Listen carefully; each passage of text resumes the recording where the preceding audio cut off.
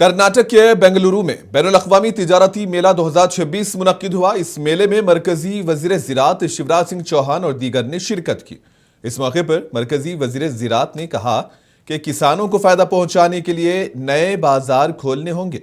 मरकजी वजीर ने कहा कि हमने तुअर की दाल पैदा करने में कर्नाटक में मुल्क में नंबर 1 है। ताहम उन्होंने कहा कि फी एकड़ पैदावार में मजीद इजाफे की जरूरत है। शिवराज सिंह चौहान ने कहा कि मरकजी हुकूमत कर्नाटक के किसानों की हर तरह से मदद के लिए हमेशा तैयार है।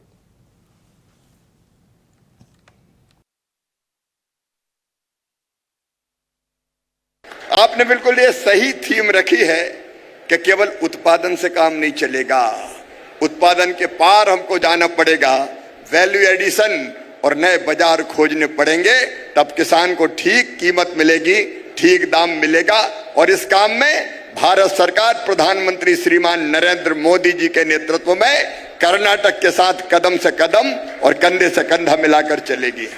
आदरणीय चलुवराय स्वामी जी, कई योजनाएं ऐसी है भारत सरकार की जिनको कर्नाटक ढंग से इंप्लीमेंट करने का काम कर रहा है। PMFMFE ऐसी ही योजना है जिसमें कर्नाटक का प्रदर्शन बहुत अच्छा है। मैं जिन योजनाओं में अच्छा काम हो रहा है उनके लिए भी आपको बधाई देता हूं और आपसे आग्रह करता हूं। अभी कल ही हमने पल्स मिशन की राष्ट्रीय बैठक की थी मध्य प्रदेश में। कई राज्यों के एग्रीकल्चर मिनिस्टर वहां आए थे। आप इस मेले के कारण वहां नहीं आ पाए, लेकिन पल्सेस में तुअर की दाल, तूर दाल, अरहर की दाल पैदा करने में कर्नाटक देश में नंबर 1 है, सबसे पहले स्थान पर है। मेरे प्रिय बहनों और भाइयों, श्री धान्य के मामले में फिर मैं आपको आश्वस्त करता हूं कि भारत सरकार न केवल उत्पादन बल्कि प्रोसेसिंग के मामले में पूरे देश में यहाँ के उत्पाद जाए। अभी तो मैंने और एग्रीकल्चर मिनिस्टर साहब को कई चीजें चखा दी। थोड़ा थोड़ा खाओ, थोड़ा थोड़ा खाओ, थोड़ा थोड़ा खाओ, थोड़ा थोड़ा खा के ही हम बहुत खा गए और साथ भी ले जा रहा हूं। मैं यहाँ के ब्रांड को पूरे देश में पहुंचाने में और देश से दुनिया में पहुंचाने में कोई कसर नहीं छोड़ूंगा। मरकजी वजीर HD कुमारस्वामी ने कहा है कि उन्होंने रियासती हुकूमत को एक खत लिखा है कि मांड्या में ऑटोमोटिव रिसर्च इंडिया का एक यूनिट खोलने के लिए 100 एकड़ जमीन फराहम की जाए। मरकजी हुकूमत ऑटोमोबाइल इंडस्ट्री कायम करने के लिए पुरअज़्म है। उन्होंने कहा कि मैंने वजीर आला को जमीन अलाट करने के लिए खत लिखा है। मैंने ये खत किसी खेल के लिए नहीं लिखा। कुमारस्वामी ने इल्जाम आयद किया कि रियासती हुकूमत ने मरकजी हुकूमत की तरफ से दिए गए फंड्स का सही इस्तेमाल नहीं किया। ಈ 136 ಸ್ಥಾನ ಗೆದ್ದಿರತಕ್ಕಂಥ ಈ ಕಾಂಗ್ರೆಸ್ ಸರ್ಕಾರಕ್ಕೆ ಆ ಖಾಲಿ ಚೊಂಬಿನ ಕ್ರೆಡಿಟ್ ಹೋಗಬೇಕು ಅನ್ನೋದು ನಾನು ಹೇಳಲಿಕ್ಕೆ ಬಯಸ್ತೀನಿ.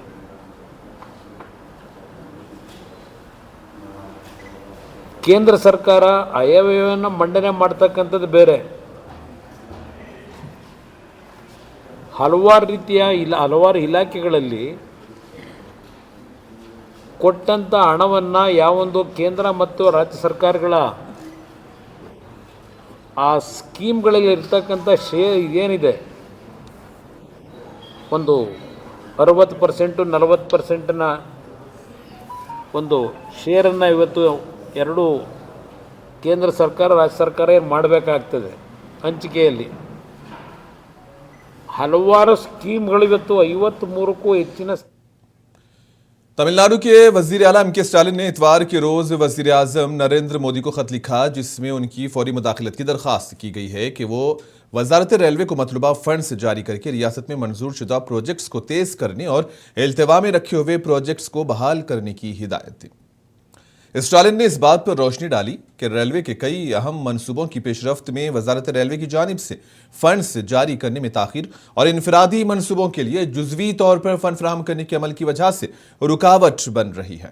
उन्होंने मजीद कहा कि रियासती हुकूमत ने मुख्तलिफ विफाकी रेलवे मंसूबों के लिए 2 लाख एकड़ से ज्यादा अराजी के हुसूल के लिए इंतजामी मंजूरी दे दी है। ताहम महकमे रेलवे ने अभी तक सिर्फ 90,000 एकड़ से ज्यादा के लिए ही फंड्स मुख्तस किए हैं। चीफ मिनिस्टर ने कहा कि तमिलनाडु में रेलवे प्रोजेक्ट्स की पेशरफ्त में रुकावट डाली जा रही है।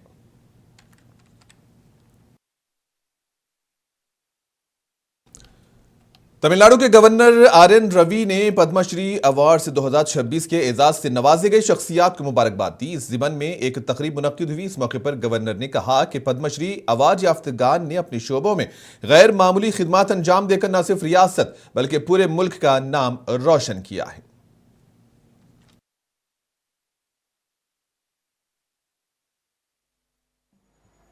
அனைவருக்கும் காலை வணக்கங்கள்.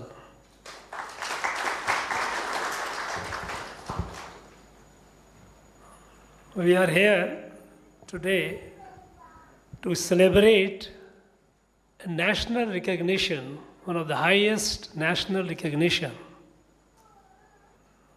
for Dr. K. Ramasamy, for all he has done for our people, not only of Tamil Nadu, but for the whole of country. First of all, I like to congratulate him for this recognition. I know he is a self-effacing person. He doesn't care for awards and rewards.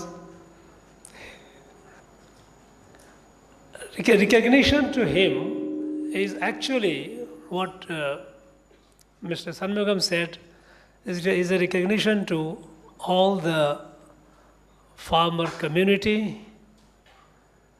everyone who is connected with the well-being of our people. Udayagiri के MLA के सुरेश ने नेल्लूर जिले के वंजामोरू मंडल की ग्राम पंचायत हुदूद में अंदरूनी drainage और CC road की तामीर का संग बुनियाद रखा। इस मौके पर उन्होंने कहा कि तरक्याती काम 15वें मालियाती कमीशन के जनरल फंड्स और 30 लाख रुपए एमपीपी फंड से 87 लाख रुपए की तखमीना लागत से शुरू किए जा रहे हैं। सुरेश ने कहा कि वंजामोरू की तरक्की की पहली कोशिश के तौर पर 1.17 करोड़ रुपए के फंड से अंदरूनी नक्कासी के कामों का संग बुनियाद रखा गया। इन्होंने मजीद कहा कि मखलूत हुकूमत ग्राम पंचायत की तरक्की में पेश रहेगी।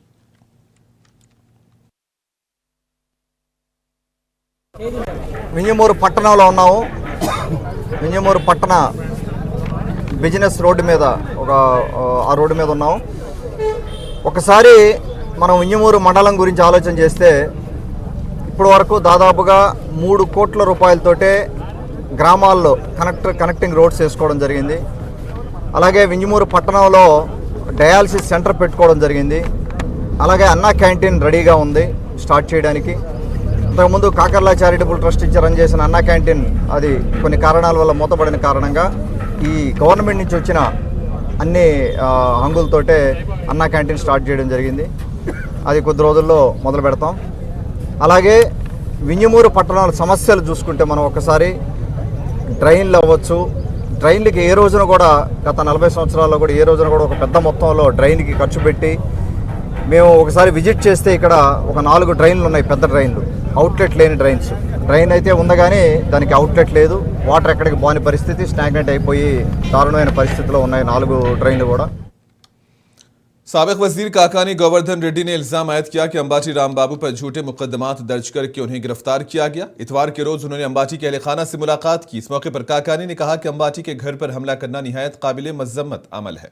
उन्होंने बताया कि वो अहलखाना को हौसला देने आए हैं और खानदान के तमाम अफराद हौसले के साथ इस सूरत हाल का सामना कर रहे हैं। इन्होंने इल्जाम लगाया कि रियासत में मखलूत हुकूमत बरतानवी दौरे हुकूमत से भी बदतर तर्ज हुक्मरानी अपना रही है।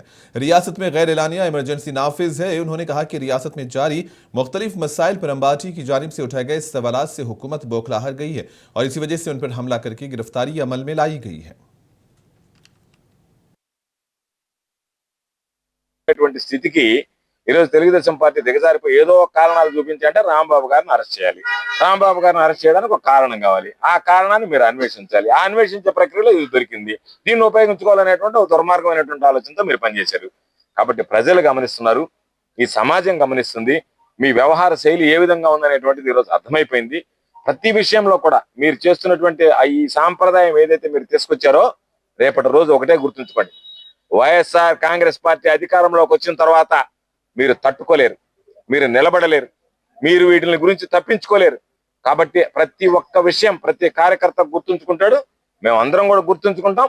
ఈ రోజు మా మీద జరిగినటువంటి దాడులు మేము ఏదన్నా ప్రశ్నిస్తే మమ్మల్ని చంపేస్తారా, మా మీద దాడులు చేస్తారా అంటే మేము మిమ్మల్ని ప్రశ్నించకూడదా, మేము ప్రశ్నిస్తే మేము ఈ సమాజంలో బ్రతకకూడదా అంటే మేము బ్రతికితే మేము మిమ్మల్ని ప్రశ్నిస్తే మేము బ్రతకడమే మమ్మల్ని కడతేర్చాలనేటువంటి ఆలోచనతో మా మీద దాడులు చేసి ఈ రోజు రాంబాబు గారి మీద వచ్చినటువంటి దాడిని మేము విజువల్స్ లో చూస్తేనే అనిపించింది. ఎప్పుడైనా